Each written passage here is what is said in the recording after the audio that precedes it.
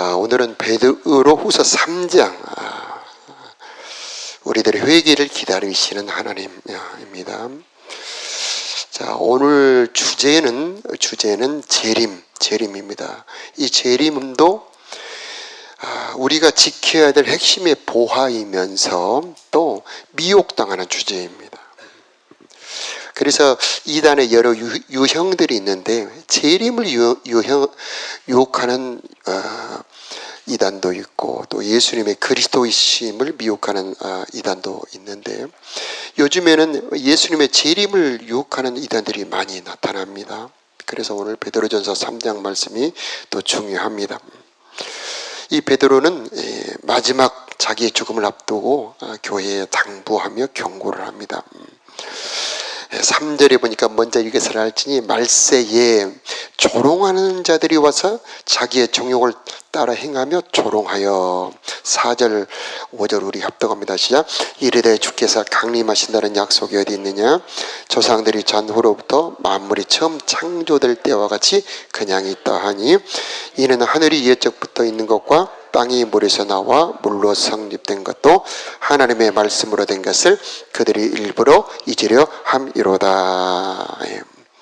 여러분, 이 재림 신앙을 미혹하는 이단이 창조 신앙부터 미혹한다는 것을 오늘 말씀하고 있습니다.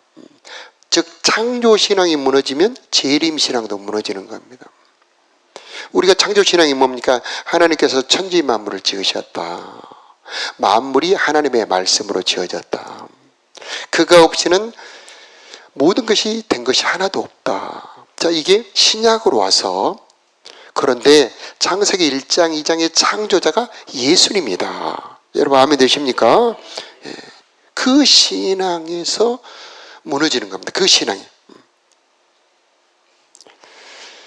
여러분 히브리서 11장 3절에 믿음으로 모든 세계가 하나님의 말씀으로 지어진 줄 우리가 아나니 보이는 것은 나타난 것으로 말미암아 된 것이 아니니라. 우리가 이 살고 있는 이 땅, 저 보이는 하늘, 그 가운데 있는 모든 만물 다 하나님이 지으셨는데 말씀으로 지어진 거 믿으십니까? 그것이 바로 재림을 미혹하는 이단을 막는 첫 번째 열쇠입니다. 요한복음 1장 2절에 그가 태초에 하나님과 함께 계셨고 만물이 그로 말미암아 지은 바 되었으니 지은 것이 하나도 그가 없이는 된 것이 없느니라. 골로새서에는 보이는 것과 보이지 않는 것, 하늘에 있는 것과 땅에 있는 것이 다 그로 말미암고 그를 위하여 창조되었다. 또 이렇게 말씀하고 있습니다. 여러분 재림이 뭐냐? 만물의 마지막입니다. 창조는 만물의 시작이에요. 재림은 그 만물의 마지막 끝나는 겁니다.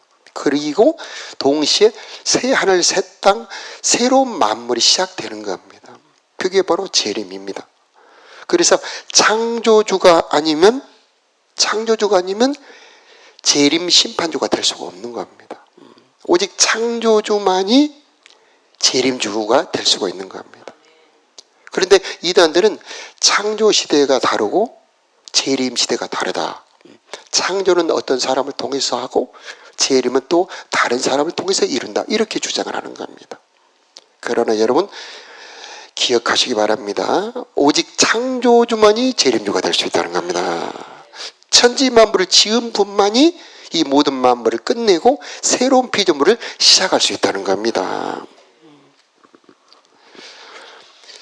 자, 그리고 이제 6절, 7절 보면 이로 말미암아 그때의 세상은 물로 넘침으로 말미암아 멸망하였을 때 7절에 이제 하늘과 땅은 그 동일한 말씀으로 하죠. 이 7절에 동일한 말씀이라고 나오죠. 그게 창조의 말씀입니다. 동일한 말씀으로 불사르기 위하여 보호하신 바 되어 경건하지 아니한 사람들의 심판과 멸망의 날까지 보존하여 두신 것이라. 자, 이렇게 말씀합니다.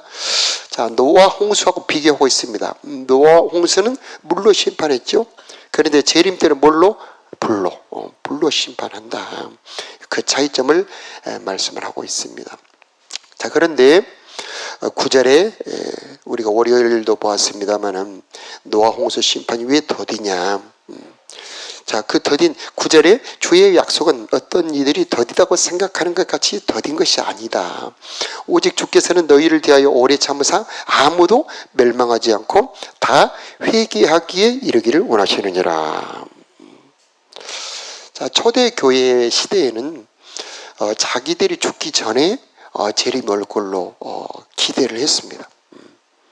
그래서 어제나 오늘이나 곧 예수님 오신다고 생각하며 생각을 했는데 시간이 흘러도 재림이 오지 않는 겁니다. 지금 2000년이 흘렀죠.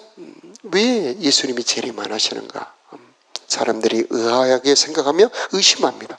그런데 오늘 9절에 답을 주고 있습니다. 주님께서는 왜 오래 참으시는가? 아무도 멸망하지 않고 다 회개하기를 원하시기 때문이라는 겁니다. 여러분, 그래서 우리 주님의 재림이 더디다는 것이 한편으로는 우리들에게 기회를 주시는 하나님의 은혜가 되는 겁니다. 아직 믿지 않는 가족들이 있는 분들, 그렇죠? 교회 이야기만 꺼내면 화내는 남편 있는 분들, 명절날 한 번씩 보는 그런 형제들, 전도할 기회가 없잖아요. 그런데 하나님께서는 그들도 회개하기를 원하고 계신다는 거죠. 그래서 하나님 우리들에게 재림이 이렇게 더딘 것이 하나님 구원의 기회를 주신 것 감사합니다. 또 재림 준비를 할 수 있도록 하나님 시간을 주신 것 감사합니다 하면서 그 시간을 헛되게 보내지 말아야 한다라고 하는 겁니다. 자, 그런데 10절 우리 함께 10절 함께 읽어볼까요? 시작. 그러나 주의 날이 도둑같이 오리니 그 날에는 하늘이 큰 소리로 떠나가고 물질이 뜨거운 불에 풀어지고 땅과 그 중에 있는 모든 일이 드러나리로다. 11절은 이 모든 것이 이렇게 풀어지리니 너희가 어떠한 사람이 되어야 마땅하냐? 거룩한 행실과 경건함으로 하나님이 나를 임하기를 바라보고 간절히 사모하라.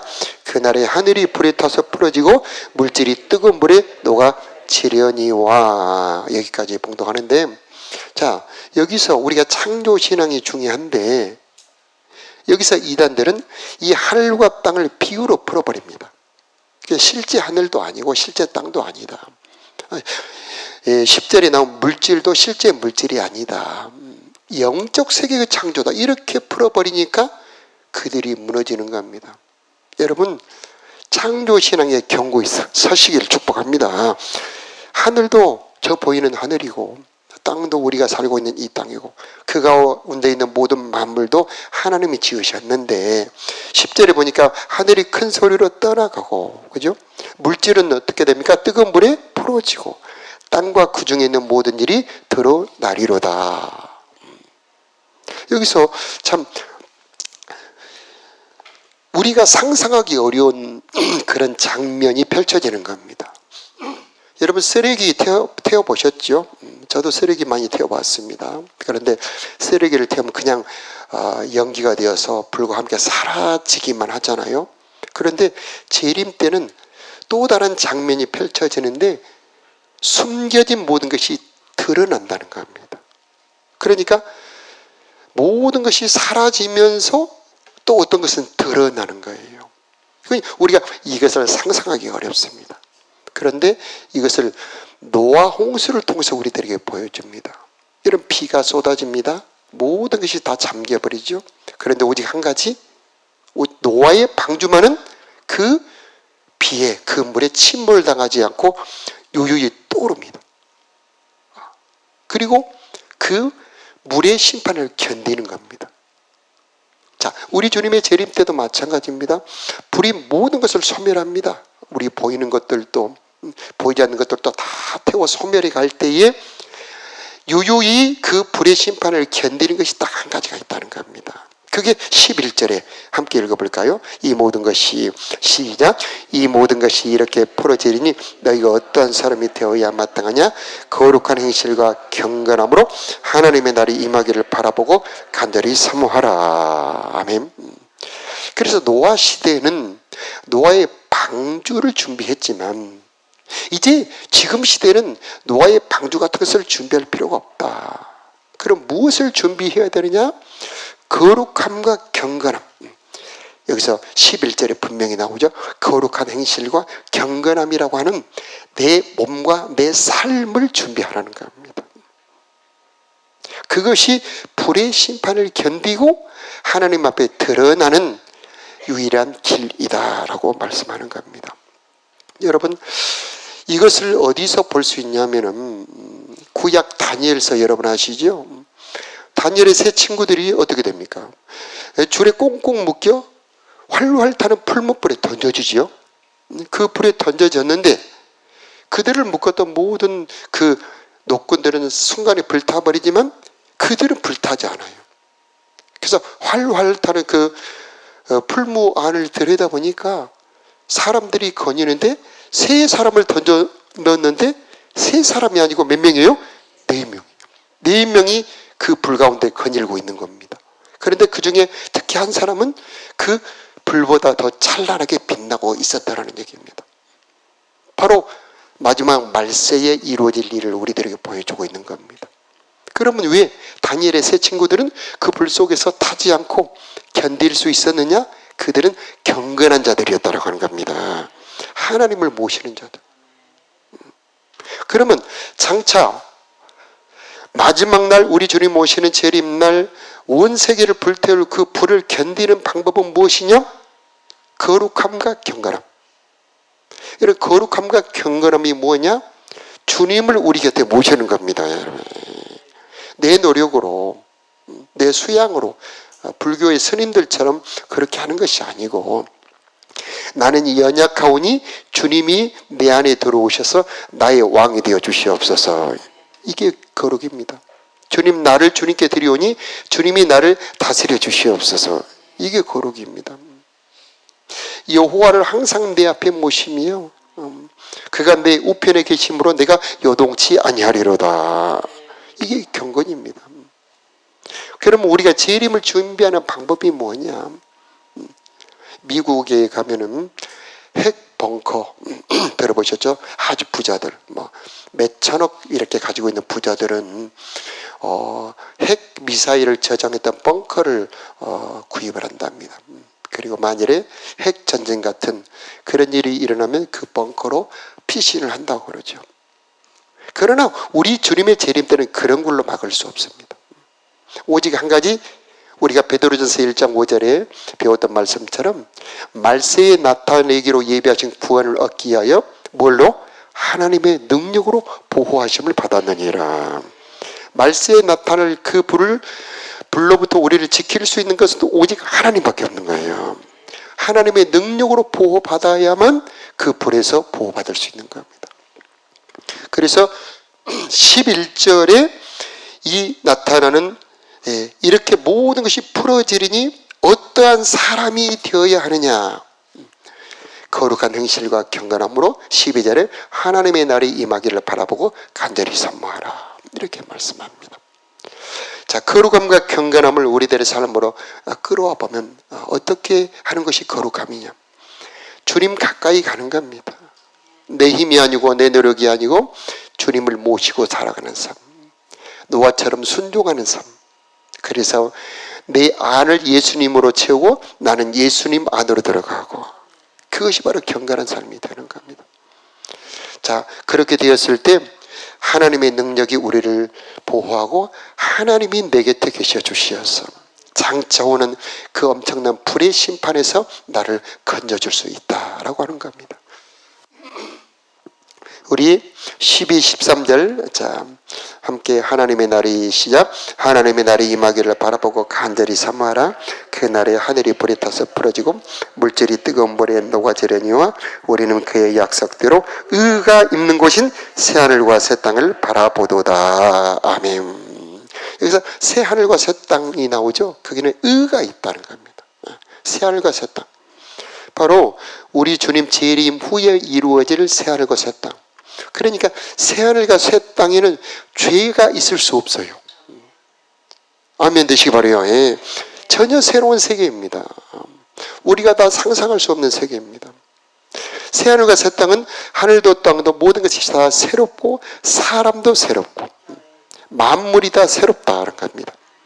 그러면 우리가 어떻게 해야 되느냐? 내가 새 사람이 되어야 된다는 겁니다. 저 새 하늘과 새 땅은 누가 들어가느냐? 새 사람이 들어가는 겁니다. 그럼 우리를 새 사람으로 만들어줄 수 있는 분이 누구냐? 예수님밖에 없는 거죠. 어떻게 새 사람이 됩니까? 물과 성령으로 거듭나는 겁니다. 오직 은혜로 되는 겁니다. 오직 성령으로만 되는 겁니다. 아멘이죠. 그래서 우리가 이 새벽에 와서 기도하는 거 아니겠습니까? 새하늘과 새 땅에는 의가 있으며 새하늘과 새 땅에는 죽음이 없습니다. 계시록에 나오죠. 새하늘과 새 땅에는 질병이 없습니다. 새하늘과 새 땅에는 그 어떤 악도 죄도 없습니다. 그것을 우리가 사모하는 겁니다. 그러나 지금은 우리들에게 고통도 있고 죄도 있고 유혹도 많지 않습니까? 그래서 지금은 거룩한 행실과 경건함으로 준비를 하는 겁니다. 자, 그때에 우리는 주님 오시는 그날에 새하늘과 새 땅에 들어갈 수 있게 된다라고 하는 겁니다. 자, 그러므로 우리는 지금 이 죄 많은 세상에서 주님의 재림이 더디어지는 이때에 경건함과 거룩함으로 회개함으로 우리를 준비하는 것, 바로 이것이 우리가 가야 될 길이 된다라고 하는 겁니다. 자, 17절 말씀 함께 합독합니다. 그러므로 사랑하는 시작. 그러므로 사랑하는 자들아 너희가 이것을 알았은즉 무고한 자들의 미혹에 이끌려 너희가 굳센 데서 떨어질까 삼가라. 아멘. 그래서 굳센 데서 떨어질까 삼가라. 굳센 데가 뭡니까? 하나님의 말씀 위에 사는 겁니다. 이게 마태복음 7장에 말씀을 하고 있습니다. 누구든지 나의 이 말을 듣고 행하는 자는 반석 위에 집을 지은 지혜로운 사람 같다가 말씀하잖아요. 그러나 나의 이 말을 듣고 행하지 않는 자는 모래 위에 지은 어리석은 사람 같다. 그날 비가 오고 바람이 불고 창수가 몰아쳐 그 집에 부딪히되 순종치 않는 모래 위에 지은 사람은 그 집에 무너짐이 심하고, 그러나 순종하여 그 집을 반석 위에 지은 사람은 그 파도 속에서 보존을 받는다라고 하는 겁니다. 그래서 하나님의 능력이 나를 보호해 주기를 기다리는 사람은 나를 주님께 드리고 모세처럼 순종하는 것, 그것이 바로 그 마지막 날 나를 보호해 주는 하나님의 능력이 되어 우리에게 돌아온다라고 하는 겁니다. 노아가 순종하여 지었던 그 방주가 노아를 보존했습니다. 우리가 순종하여 하나님께 드리는 그 순종이 예물이 되고 방주가 되어서 마지막 날 심판의 불에서 우리를 지켜주실 것입니다. 그러나 이 모든 것도 내 힘으로 되는 것이 아니고 하나님의 능력으로만 이루어집니다. 그래서 우리가 기도합니다. 하나님, 성령으로 능력을 주시어서 순종할 능력을 주시기를 원합니다. 우리가 베드로전서 1장에 보니까 우리를 택하신 목적 두 가지가 나오는데, 예수 그리스도의 피 뿌림을 얻기 위하여, 두 번째는 성령으로 순종함을 얻기 위하여. 여러분, 순종함도 내 힘으로 되는 게 결코 아닙니다. 성령이 힘을 주셔야 성령을 순종할 수 있다는 겁니다. 그래서 이 새벽 기도의 제목, 하나님 성령으로 순종할 능력을 허락해 주시길 원합니다. 노아가 방주를 준비했던 것처럼 나도 거룩함과 경건함으로 주님 오심을 준비하는 내가 되기를 원합니다. 자, 그렇게 기도했으면 좋겠습니다. 자, 이 새벽에 저와 여러분의 기도로 주님의 재림을 준비하는 저와 여러분 다 되시기를 예수 이름으로 축복합니다. 자, 기도합시다.